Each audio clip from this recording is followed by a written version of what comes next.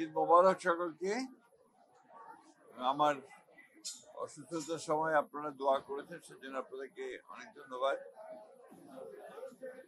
আমরা সবসময় বলে এসেছি যে আমরা দ্রুত নির্বাচন চাই, এবং এটাই আমরা আপনার আশা করেছিলাম যে ডিসেম্বরের মধ্যে নির্বাচনের তারিখ ঘোষণা করা হবে।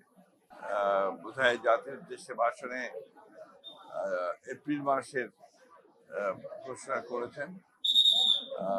নিঃসন্দেহে এতে আসলে আমরা নয়, আমার গোটা জাতি হতাশ হয়েছে এই বিষয়ে। অফিসিয়াল যে আপনার মন্তব্য, সেটা আমাদের পার্টির সিদ্ধান্তের পরে আপনাদেরকে জানানো হবে।